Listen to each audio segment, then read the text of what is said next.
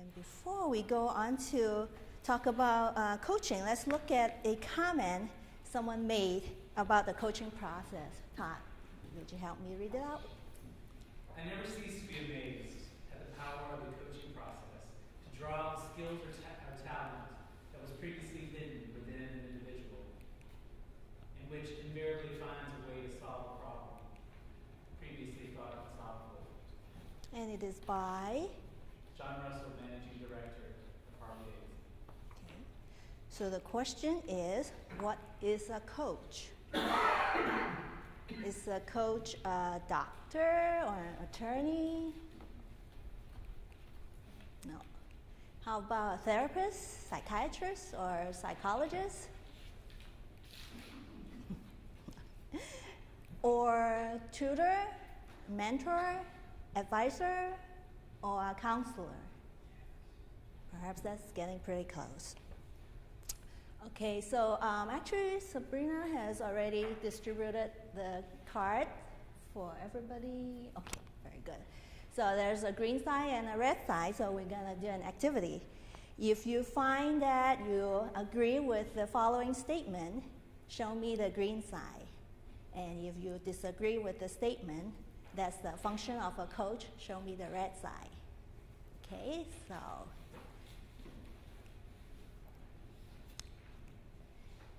A coach is to enact school policies and procedures. Red or green? No, we don't do that.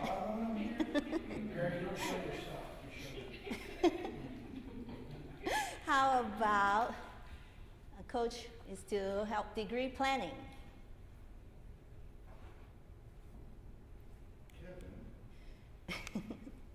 No, we don't do that either. How about assist with course planning and registration?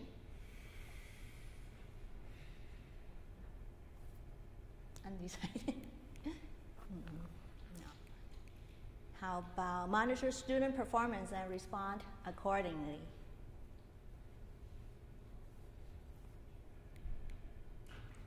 Coaches don't do anything.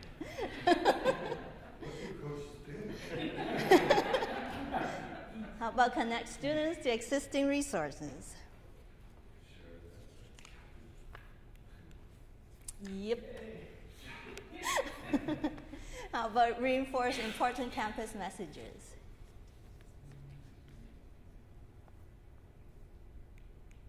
Yes, we do. Okay. Prepare students for interactions with staff and faculty? Yep. Support goal setting and personal development. Yep. Academic and career path alignment. Very good. Provide consistent contact regardless of student priority level.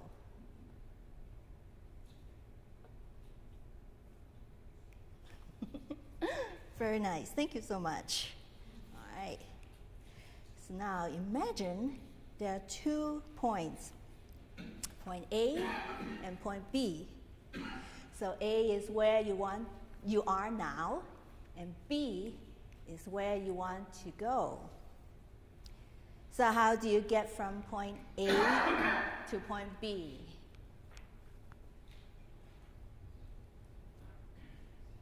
Anybody? Walk, okay.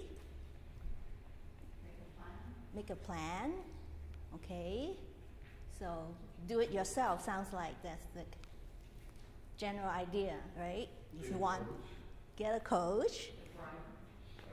Or, yes, you can actually have some support, help such as a GPS system, right? So how does a GPS system work? Finds out where you're starting, finds out where you want to go, and it provides some options. Right. Yep. So basically, it's a network of satellites that collects information and then beam the information to a device so that you have the information that you can choose to follow or not. Basically, that's what coaches are as well. So we kind of have the satellite stations. We gather the information, provide the student with the options, and they can choose if that's the path they want to follow. So our mission statement is like this. Through the University of Hawaii Community Colleges and our community partners, we strive to deepen students' commitment to their educational goals by instilling confidence, encouraging hope, and supporting students to become self-directed learners as they continue their life's journey. Okay. So we want to kind of focus on self-directed learners. They have the support, then they can actually choose where they want to go. Yeah, so this is what a coach in a nutshell. With the concept of academic coaching, we follow a specific philosophy, which are basically the elements of a coaching session. So in this section, you will understand the structure of the meeting, collaborative approach towards developing a vision for the future, and the importance of the relationship in a coaching session. Connection is the first element as a coach, and connection is a relationship in which a person, thing, or idea is linked or associated with something else. As a coach, we strive to build a trusting relationship with our students. And it's essential to have that type of relationship with your student because you start to develop a mutual respect and understanding for each other. And it encourages the student to really connect with a coach so that they can talk about issues or concerns that they may be having. So communication, the human connection, is the key to personal and career success. And this is by Paul J. Meyer, who's the author and founder of Success Motivation Institute. The second element that we focus on in our coaching session, or part of our philosophy, is intention. And intention is a thing intended, an aim, or a plan. So you can think of it as a goal for the student to achieve. We want to understand their purpose, their motivation, because without intention, action is worthless, right? So we really want to understand what motivates our student. What is their purpose? And we start to develop questions surrounding those areas. The third element is reflection. And reflection is the throwing back by a body or surface of light, heat, or sound without absorbing it.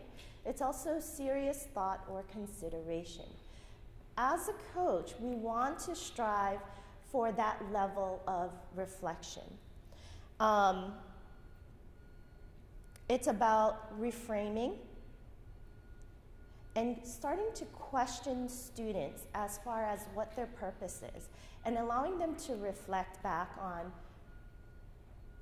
what is important to them. Your vision will become clear only when you look into your heart. Who looks inside awakens, by Carl Jung.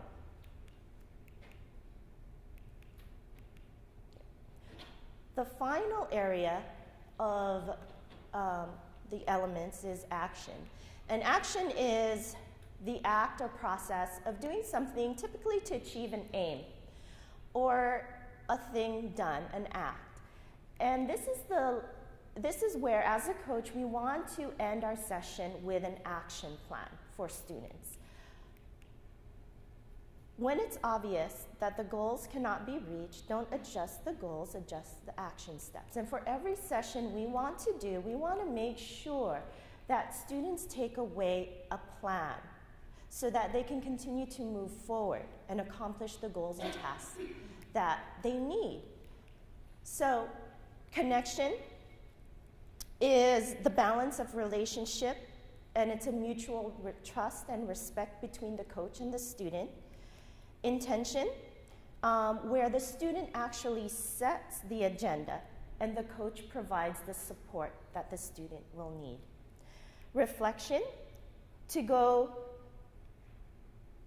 deeper for clearer understanding and vision, and mirroring back what the student is saying and what they need.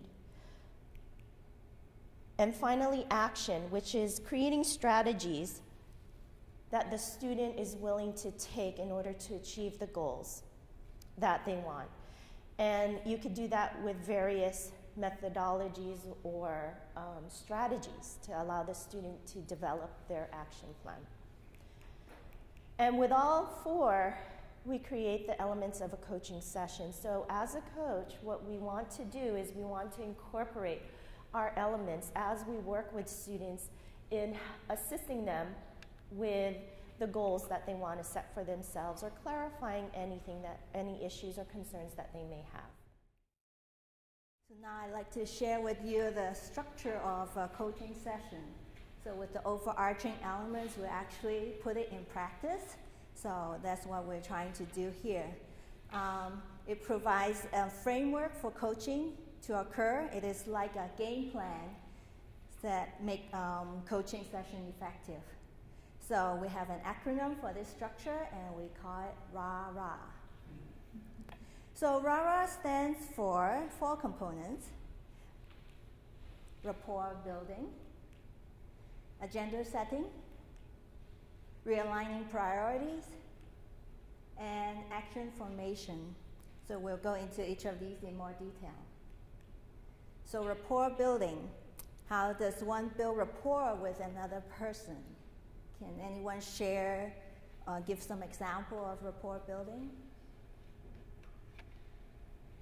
I have like almost 30 bottles of root beer in my office, different kinds of root beer. And all my students know that I love root beer. And so my students have started to bring me root beer from different parts of the world, from Thailand and Indonesia. It doesn't taste like root beer, but it's called root beer. Wow. And as a result, in class, sometimes I'll ask them to try anything root beer. Like, it's an example where, because of that rapport, the students are a lot more willing to have discussions in class. Sharing some kind of common object, common interest. What else? I don't do this, but one of my colleagues at the beginning of every class, he has a student share their favorite thing. They come in, this is their favorite thing, and whatever it is. And every day they have a different person do that. Any other ideas of having a nice rapport with your students? Our little dance at the beginning was rapport building, probably on Right. that wasn't by accident. Right. So laughter, is a sense of belonging. So the person who actually trying to set up a rapport with another person has to be approachable. They're willing to share. They're willing to accept other people's opinions or experiences, right? And what about the office environment itself, the physical environment? Right? When we want to welcome students, we want to have a nice, clean, perhaps quiet environment so people feel safe to come and talk to you, not like looking at a whole clutter of things and trying to walk around piles of paper or stuff like that. Or maybe seating arrangements. If you're behind a desk, maybe you look too formal and not really approachable. Right? So that would be part of the rapport and the impression that you form when people first stop in, when they don't know you, is important. The first impression. So the next one is agenda setting. There are actually 2 parts to it. One is from the student's perspective. Or actually, let's talk about the coach's perspective.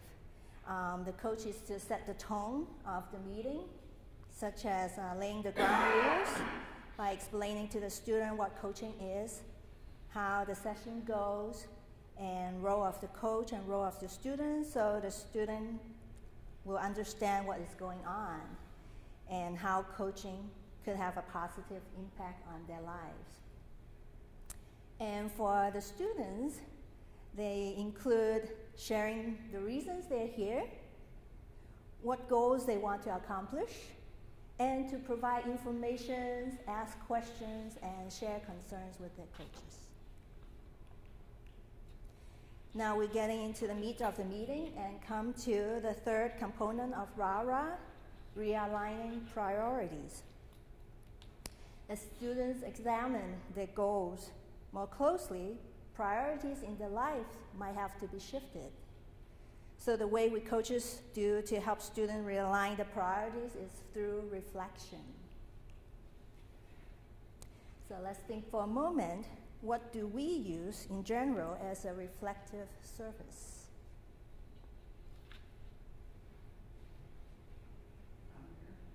I'm sorry? A mirror, okay. So that's basically something that actually shows you what's going on from your point of view, right? So how does the mirror be truly reflective?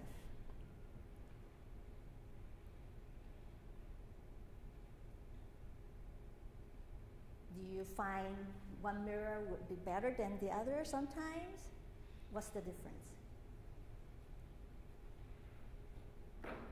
The shape of the mirror. Sometimes you go to like the carnival and you can look tall or fat. Mm-hmm. The shape of the mirror. Okay, so how it actually reflects might be different.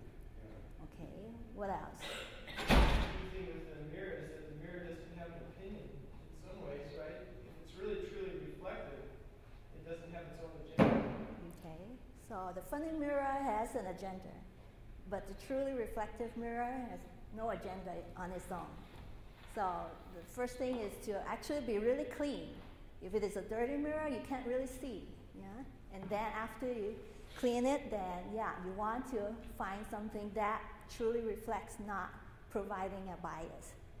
So for us then, actually as a coach, we're trying to do the same thing. We set aside our own bias and then actually truly listen to the students and open our minds and heart to accept what they share with us. So we could also be a magnifying mirror as well. Yeah? Maybe not a funny mirror, but it's a magnifying mirror, highlighting thoughts and feelings that they might not usually look at. And work with the student to reflect for a deeper understanding. So there are different ways to reflect, and here are some examples. To paraphrase and summarize what you have heard, ask clarifying questions to get a deeper understanding of their vision, use open-ended questions to uncover interests and needs, take advantage of silence. It gives both parties some time to think. Identify obstacles and explore collaboratively the necessary resources that may assist a student toward advancing his or her goals. Provide specific and relevant feedback. And offer validation to show that you appreciate the students sharing the information. For me, it is a privilege to work with students who is actually letting you in or letting me in their world. So it's a very moving experience for me. However, we want to watch out. Sometimes we want to highlight something to discuss. Does not mean that they want to discuss that certain things. Yeah, it's up to the student who choose what and what not to work on. So after reflecting on which goals become the priority, it's time to move the student to the next phase, the action formation phase. To take action, you need a plan. And how do we set up a plan? Well, try the SMART goals sometimes. Anybody familiar with the SMART goals? Yeah, it might be a little different depending on the author. So SMART for us means specific, measurable, attainable, realistic, and timely. So it is kind of like a blueprint that a student can follow. When a student comes up with his or own concrete steps of action, it's easier for them to commit and follow through. So it's not us to come up with the plan, it's actually them. We're guiding them to come up with the plan. So when we're talking to them, we'll kind of talk over all these points, and then we'll actually write it down on paper. And when they visualize the steps, it's much easier for them to follow through. And if there's a giant goal that they want to accomplish, then our job is to help them break it down into smaller goals, and then for each goal, then we can go through the SMART goals procedure as well. So yeah, it is important to encourage the student to start small, and after smaller goals are accomplished, these accomplishments can help propel and energize the students to continue working on their different goals. And in coaching, what we're looking for is to have students follow through with their own action plan.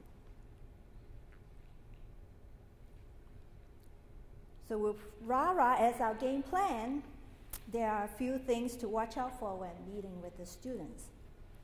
For example, do not start a meeting or call without a clear intention of the meeting.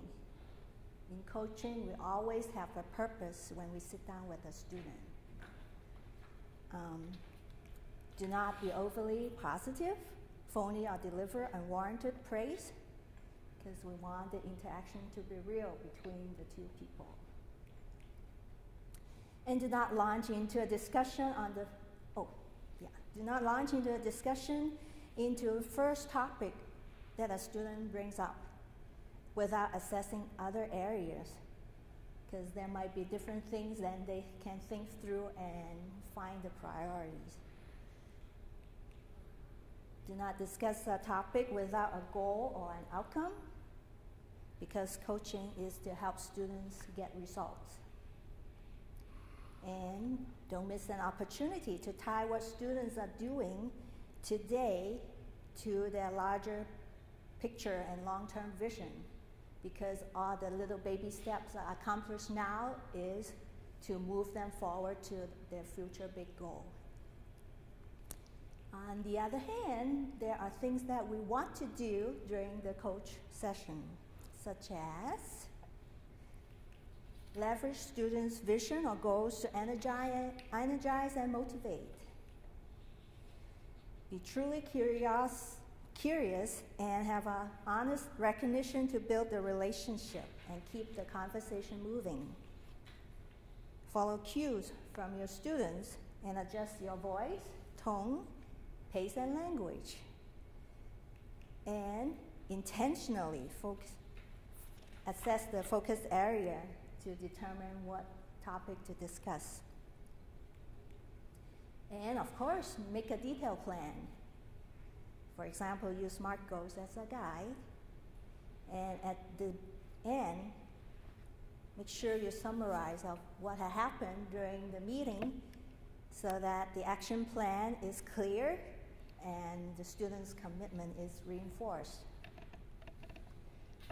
So this pretty much covers the coaching structure, and RARA is actually used interchangeably during the time we meet with students. It's not a step-by-step process. So thank you. Oh, we're doing the activity first? Okay. So we do have an activity here. Let's see, we'll have everybody move over to this table.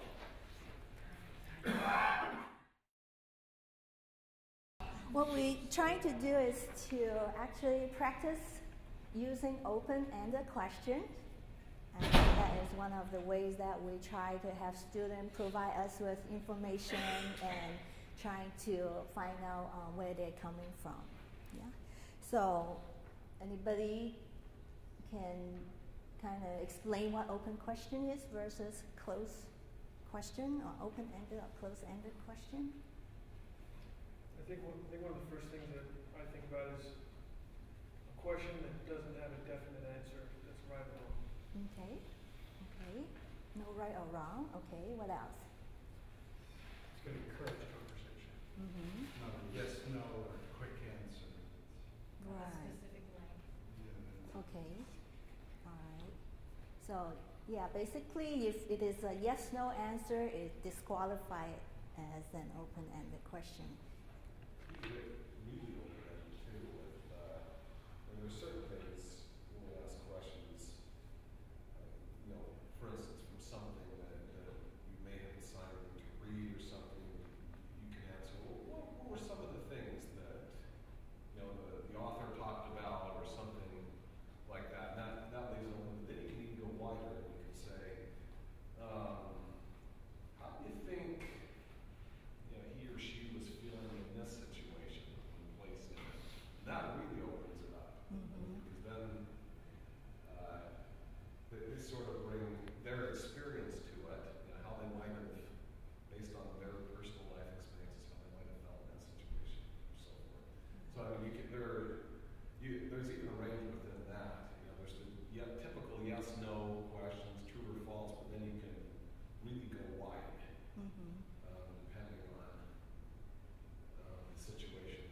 Right. So it needs some thoughts and consideration before providing a non-specific length of answer. And I think that different situations call for different kinds of questions, but some really good ones I found are when I can say, how do you think? Paige has been in my class, so I'll ask these from time to time. I'll say, how would you feel if you were in this situation? And that then really opens it up to their own experiences, because then they've got to bring their whole life to bear on answering the question. Yeah, thank you very much for providing some examples of what open questions are. So then what we're going to do is actually, have everybody try it. Yeah, seems like you're very good at it, and I would like to have everybody also put their hands into using this technique. And what we're going to do is to actually perhaps start with you and then go around. So we provide a topic. You'll come up with an open-ended question, and you'll address it to the person on your right. And Sue is going to be our judge, okay? Or if everybody say, oh no, I blew it, then of course it's a no-brainer. But sometimes there's like gray areas, so Sue will be our judge if there's a questionable question, to if it is open or closed. It's important. And then he asks along the way, or it's a different question? Okay, so if it is continuously to be an open-ended question, we'll actually follow the same topic. And it'll be a follow-up open-ended question until the next person can come up with it, and then we'll change topic and start over. So when we first start, then everybody will stand up. And if the person could not come up with an open-ended question, the person will sit down, and then we'll try and go around a few times. And actually, we need to also come up with a question within 5 seconds. We don't want to just wait forever, right? 5 seconds. Be asking this question. Person To your right. So not just me, but then you two. Right, so you come up with a question addressed him, and then you come up with a follow-up question that relates to the He doesn't topic. have to answer. So do I have to wait for her to do a judgment call? So she judges, and then the 5 seconds starts? He's biding some more time. What's some more time? And then Todd will be our timekeeper. Okay, are we clear with the rules? Any other questions before we start? Okay, let's start with... Be related to the question, Right, so it's a follow-up, open-ended question related to the person who asked you the open-ended question. And you're not supposed to answer the question, but actually ask your next neighbor about another question. Okay, how about ocean?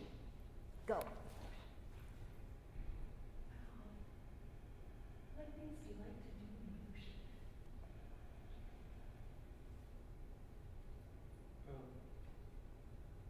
How long does it take to get to the bottom of the ocean? How long? Tell me about your favorite places to go to when you go to the ocean. Why would I want to go to anywhere in the ocean? Tell me about your favorite experience with the ocean in her. What kinds of experiences with the ocean and being here in Hawaii are going to help you when you go to Idaho? What do you think someone would miss about the ocean if they were to move to Idaho? Connection is What are some differences you see between life in Hawaii and life on the mainland? Okay, so you did not use the word ocean though. Oh, I had to use the word ocean. That was a follow-up.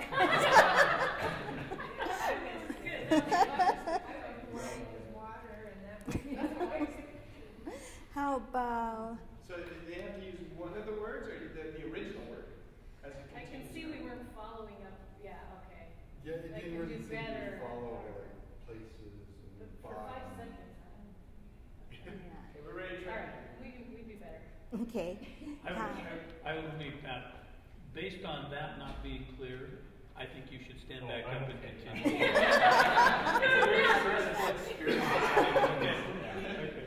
Okay.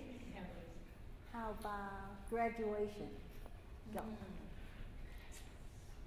Graduation. What did you think graduation would give you before you started college?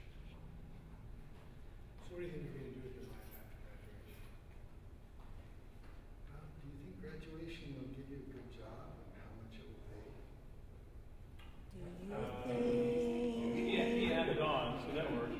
Oh, so what things you want to accomplish as you graduate and go forward here? What are some ways in which you can help?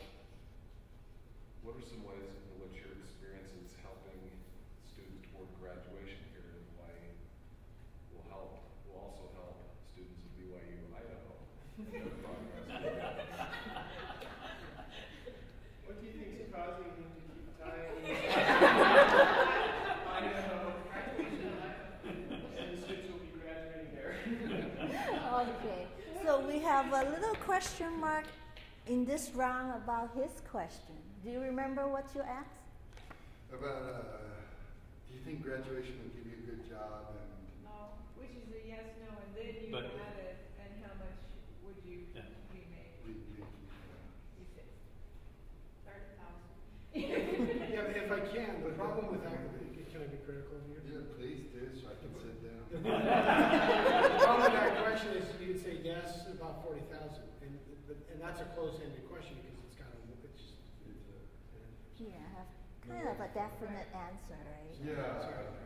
I think we ought to hold the stand. So you can.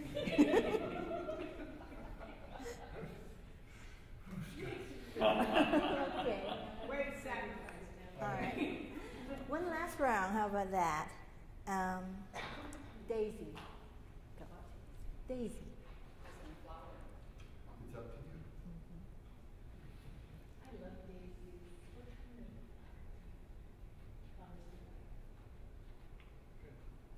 How do you think daisies can be converted into pigment and used as paint? Did your kids ever ask for a daisy BB gun when they were kids, and do you think they're safe? Oh, they're close.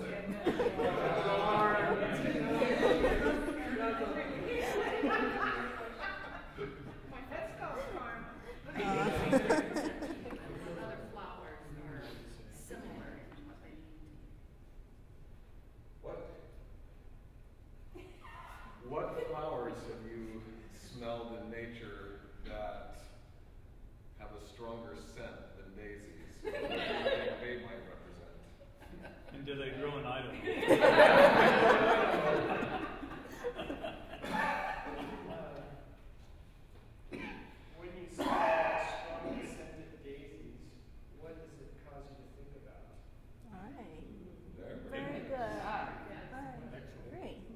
welcome. Thank you so much for your participation.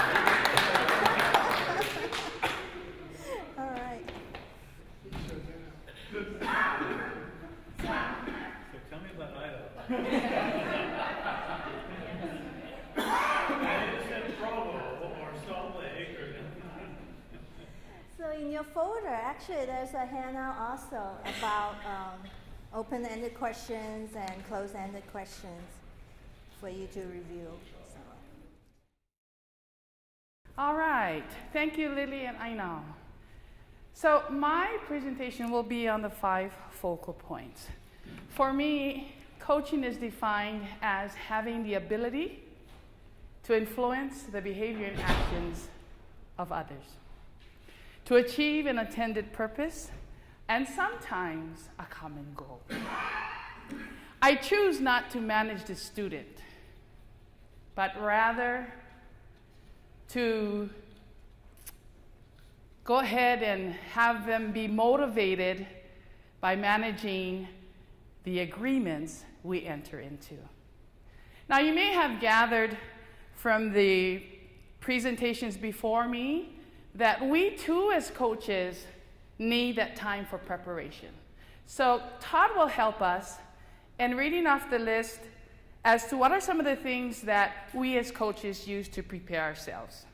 First off, we need to be self-assured, certain of having the ability, judgment for advancement, and resources needed to lead and succeed.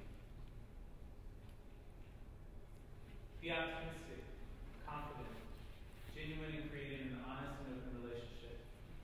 Positive, being as someone that shows agreement, support, and their affirmation. Thank you, Todd. In my delivery, I also like to be mindful of the 3 T's: tone, tempo, and temperament. We get to a point in our coaching session that we begin to discuss subject matter, material, ideas about the individual student that could be considered interesting, challenging, and worthwhile. The key here really is to set expectations. What does the student expect to achieve?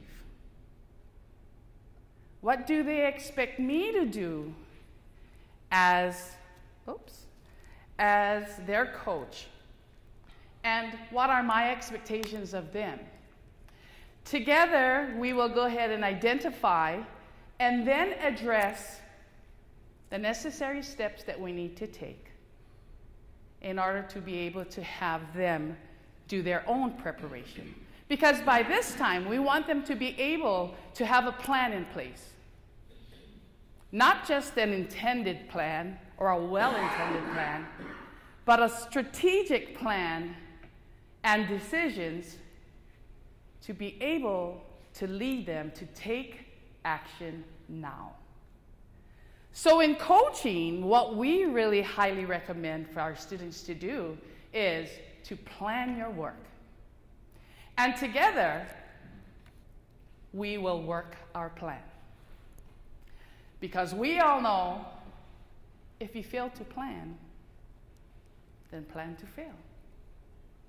For this purpose, we have focused, or we have zeroed in upon 5 focused areas in which we use as a method in evaluating our students' performance and attainment. But why do we do this? Because we want to gain a fair assessment to be able to accelerate our student, as well as having them be able to achieve the goals that they have set for themselves. Like the star of stars that have guided our ancestors as they navigated the open ocean uncharted, we too have adopted the star for the same purpose, to help us to navigate, to guide our students. These 5 focal points are finance, health and wellness, community, balancing life, and academic skills for excellence. And we'll go ahead and take a look at these things a little bit more closely. Finances. You and I both know how important this is, because this will determine whether or not the student will attend school. This will also determine whether or not they can continue with school. So if we look more closely, personal finances, resource acquisition, investment, and management. So, as a student, we know that their acquisition could be from finances from family to go ahead and help them with school. We could also have, or they could also have, employment, but they also have opportunities such as loans, scholarships, grants, work study, and so forth. Now, investment, and of course the investments will be different according to the individual, but are we investing it in things that are very important to us, or according to need, or just because? So could it be investing in a home? Maybe a brand new car, or even education? Are we risking our resources for profit and losses? Are we managing from day to day, month to month? Or are we really just letting it go down the drain? Second, health and wellness. The saying goes, you look good, you feel good. How do we obtain that? We all know nutrition, exercise, but this is so important. Lots of rest. Monitoring our health. Feeling that security of being with our family. Having a place to stay. And, you know, I guess we could go ahead and measure this with Maslow's hierarchy of need. And basically the same thing, so that we can obtain a balance with mind, body, and spirit. Community. Whether it's at work, home, school, church, friends. The question could be, how can I become a resource to my community? Or it should have been the other way around. Or how can my resource, or the community, be a resource to me? And most importantly, how can I become a resource to my community? And we all know when we talk about community, it's an effort of working all together. In a coaching situation, there's the two of us. Sometimes in a group, but I'll focus on the two of us. When we get together and we have this relationship, we are always coming into a partnership. I use the canoe as part of that analogy. When that 6 people step into that canoe, they are coming into a partnership because they want to get from point A to point B and hopefully win the race too. And that's the same thing like us. We want the students to come in. We want to be able to help them to get them from point A to point B and being constructive about it as well. You don't have to answer me, but what are some of the words that stand out to you? Next, balancing life. You see anything interesting? Do we sometimes feel unbalanced in our own lives? It is difficult because sometimes we can feel like we're part of the circus, juggling everything, because we're involved in so many things. But family is very important to us because it grounds us. It's our foundation. Academics, getting the skills to help us get through to the degree that we're in search of, and then onward to career. But while balancing the lives or of the student more specifically, sometimes it's so difficult because they feel like everything's happening and I just don't have a hand on everything. So at this point, what we like to do is point out to them that it's important for them to sit back, just relax, and look at their accomplishments, whether it is small or large, because these accomplishments become the little motivators to keep them going. Academic skills for excellence. Please help me. Here we go. Knowledge or self-knowledge.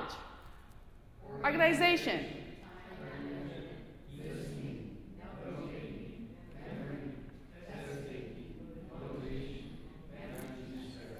Wow. To a new student, this can be overwhelming. But with time management put in place, along with learning strategies, we as coaches can help them get back on track using all the available resources. So we get to the point of nonverbal communication. Can you guys tell me what this means? Anybody? Thanks for the $5. You're welcome. Let me help you. Oh, yeah.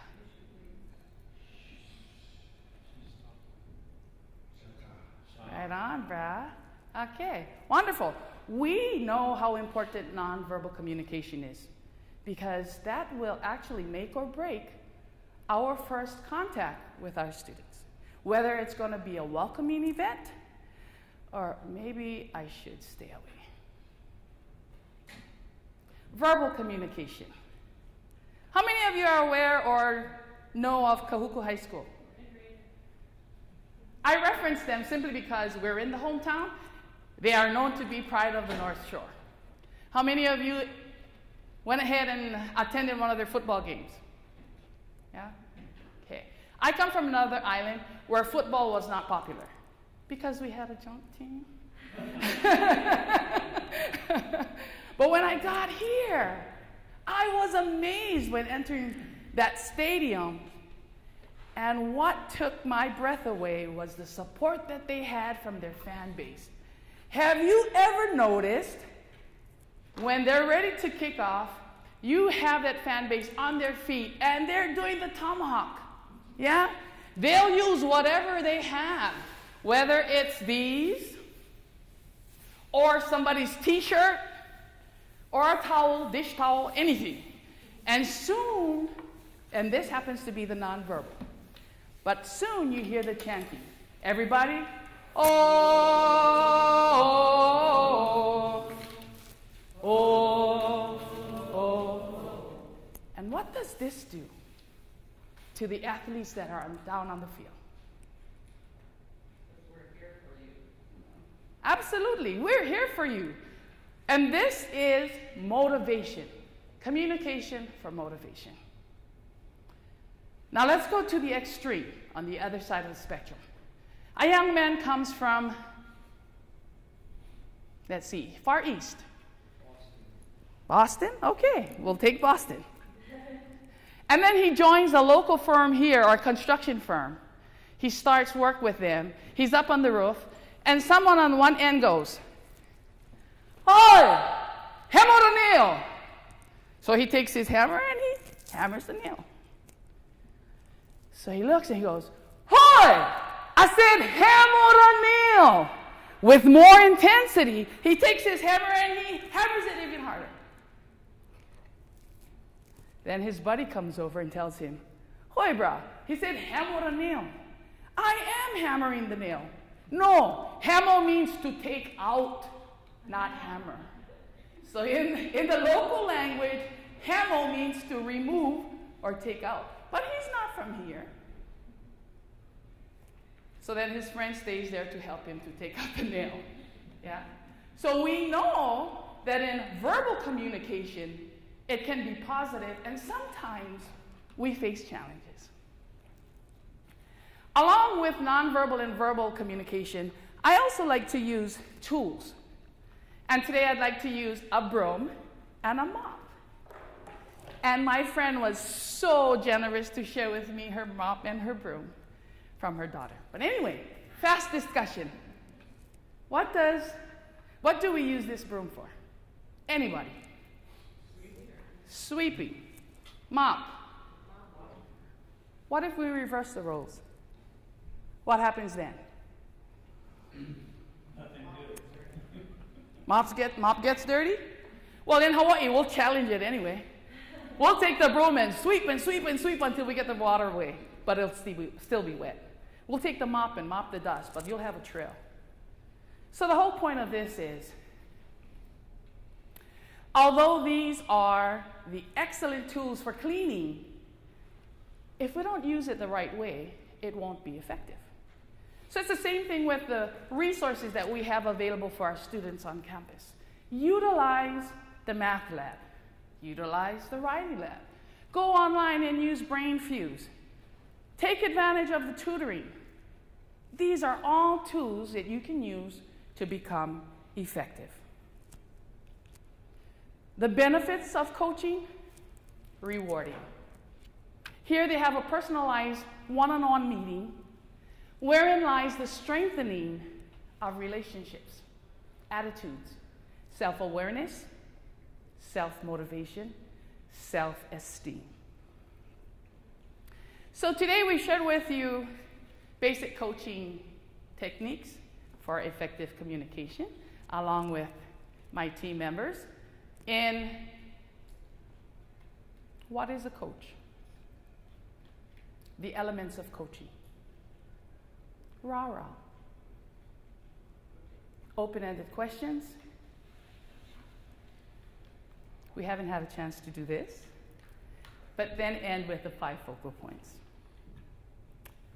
In conclusion, I believe that perfect can sometimes be the antithesis of good. As such, the best way in becoming a skillful leader as a coach, professor, executive, politician, or whatever, is not to set out to become perfect, but rather to aim to become effective all of the time. Our efforts in serving our students does make a difference. At this time, I'd like to invite my team members to be a part of it right now. And I'd like to go ahead and leave you all with a challenge. 2 beeps. Go ahead and look around the room.